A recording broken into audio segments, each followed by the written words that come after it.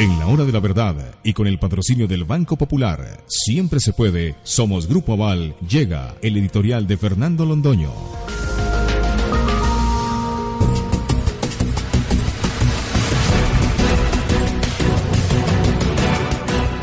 Hay que oír la voz del pueblo, hay que comunicarse con la gente, hay que saber qué es lo que los colombianos están esperando de un próximo gobierno a partir de la situación crítica que hoy están viviendo, porque para nadie es un secreto que el entorno económico y el entorno social del país es sencillamente catastrófico, porque es muy fácil decir que el desempleo es del 10.8% y en las grandes ciudades es muy superior a ese 10.8%, lo que significaría que habría cerca del 90% de empleados en Colombia. Eso es mentira.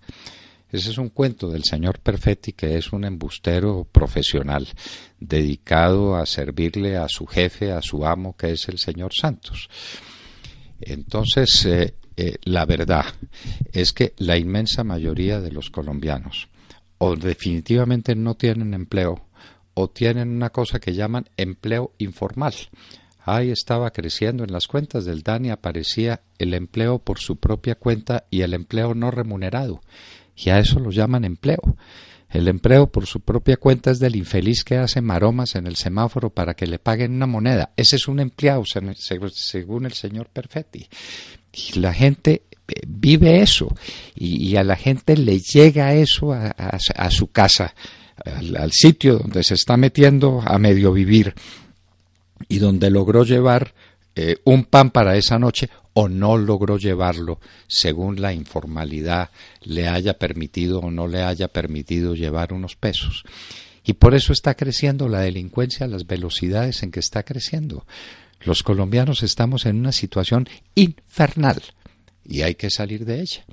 ¿Y cómo se sale de ella? Pues que hay que hacer un ajuste juicioso en temas económicos y que hay que tener un Estado esbelto y que hay que reducir la carga tributaria.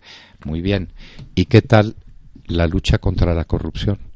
Pregúntele a los colombianos qué opinan de la corrupción. No hay nada más detestable que la corrupción en que nos ha metido este gobierno. Esto nos metió en un mar de fango, en un estercolero.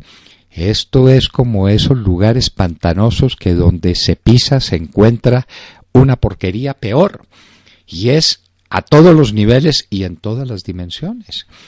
El país sabe que tuvimos una bonanza petrolera de unas dimensiones colosales y que al Estado le entraron adicionales a lo que le estaban entrando y a lo que le está entrando por concepto de petróleo, 30.000 millones de dólares y más que eso. Y la gente se pregunta, ¿y dónde está semejante fortuna? Ah, no, se la robaron. Entre el doctor Santos y sus amigos del partido de la U y del Partido Conservador y del Partido Liberal se robaron 30.000 millones de dólares. ¿Y a dónde fueron a parar? Bueno, al bolsillo de cuántos y de quiénes paniaguados, que son los que han manejado la opinión pública colombiana. Porque entre otras, digámoslo con toda franqueza, digámoslo con el corazón en la mano, esto es comprando también los medios de comunicación. ¿Por qué no se revisa cómo ha sido el tema de las pautas publicitarias? Esto es sencillamente escandaloso, vergonzoso, y por eso no hay oposición y nadie cuenta y las cosas las tapan, pero el público, la gente, el colombiano del común no es torpe y sabe que eso está pasando.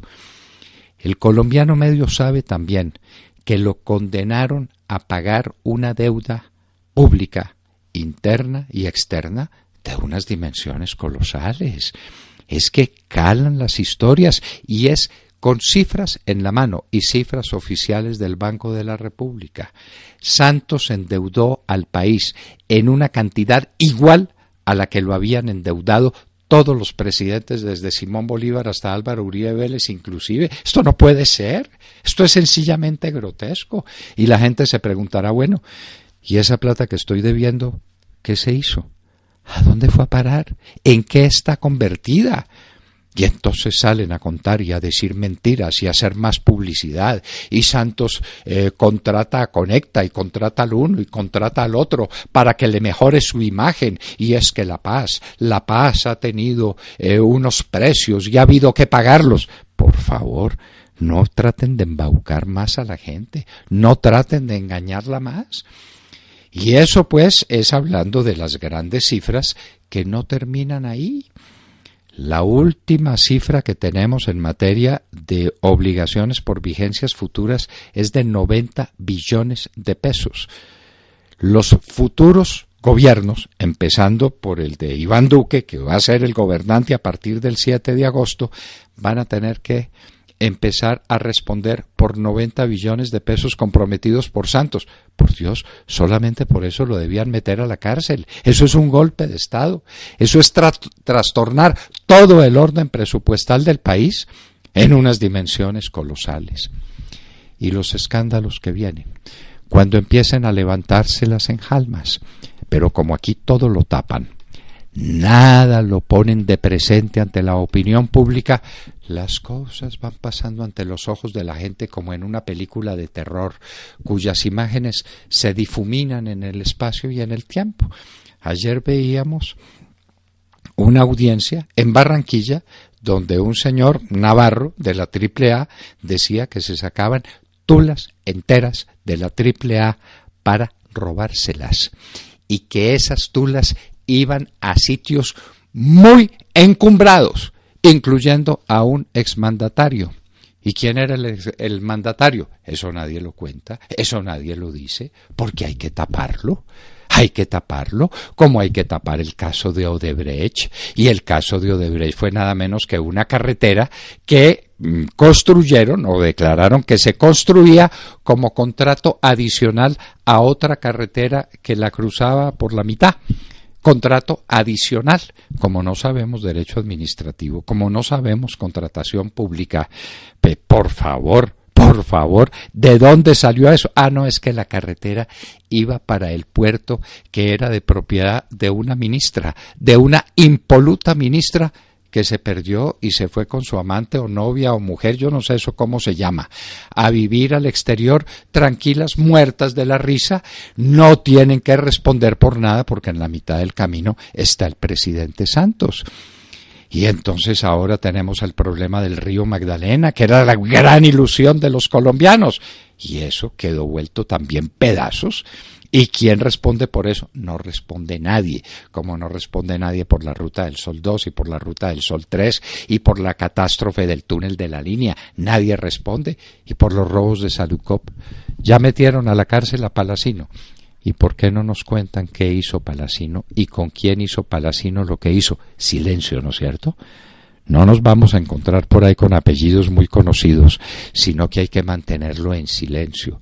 Pero la gente sabe que esa podredumbre existe.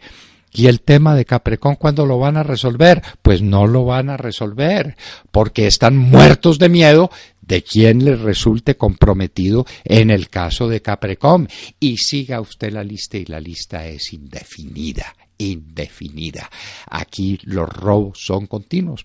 Vamos a tener que hacer un día de estos, como una tarea periodística, una suma de los problemas que están por estallar. Electricaribe.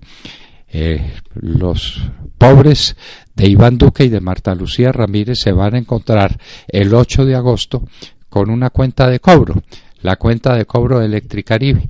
Hay 8 departamentos en la costa atlántica que no van a tener energía eléctrica por un sistema de podredumbre institucionalizado.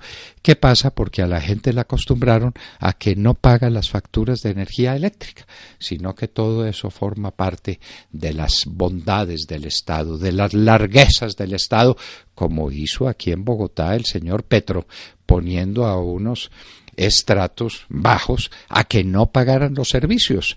Las cosas van gratis. ¿Gratis? Gratis no existe nada.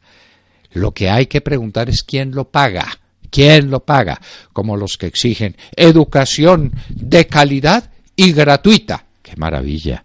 ¡Qué maravilla! Si eso existe, que nos den la fórmula y nos ganamos otro premio Nobel. No, la educación de calidad cuesta. El problema es saber quién lo paga. Si lo pagan los papás del joven que se está educando, o el joven una vez que se eduque y con su trabajo vaya pagando sus estudios, lo que es perfectamente natural, y con lo que se está haciendo con el ICETEX, y se hizo en gran medida hasta que empezaron a abusar también del ICETEX. Por todas partes, esto es podredumbre, corrupción generalizada, y esto no puede seguir así. Esto tiene que cambiar, esto se tiene que restablecer, y se tiene que restablecer en un propósito hondo, sincero, de que el dinero del Estado es dinero sagrado. En otras ocasiones hemos repetido un párrafo glorioso de don Mariano Ospina Rodríguez hablando de cómo deben ser sagrados los dineros públicos, de lo que hay grande literatura en Colombia, en un país donde los mandatarios fueron honestos. Se los podría criticar por una cosa o por otra, pero nunca por ladrones. A los Ospinas, a los Lleras, ¿cuándo se les hizo una acusación de llevarse dinero para su casa? ¿Cuándo se les hizo esa acusación? Alberto Lleras era un hombre conocido por su austeridad personal, porque no tenía un peso después de haber tenido todas las dignidades del Estado, porque es que así eran las cosas. Los mandatarios públicos no se robaban la plata. Por muy poco se cayó Alfonso López Pumarejo por las gracias de Alfonso López Michelsen en negocios que harían morir hoy de la risa a los mandatarios actuales, a Santos y a su combo, porque hay que ver las cosas que han hecho. Señores, la corrupción se está carcomiendo el país y ahí no hay política económica que valga. Si los corruptos existen y los negociados continúan, ahí no hay política de austeridad que valga, ninguna, porque se vuelven a robar lo que se han robado. Al país hay que rescatarlo, y hay que rescatarlo ya. El 27 de mayo hay que elegir presidente, y hay que elegir presidente a Iván Duque con Marta Lucía Ramírez, para cambiar el destino de la República, para implantar un sistema económico diferente, pero a partir de una condición sine qua non, de que la plata del Estado es plata sagrada y que no va a haber aprovechadores con contratos indecentes y con canonjías y con prebendas. Si no, Colombia está perdida.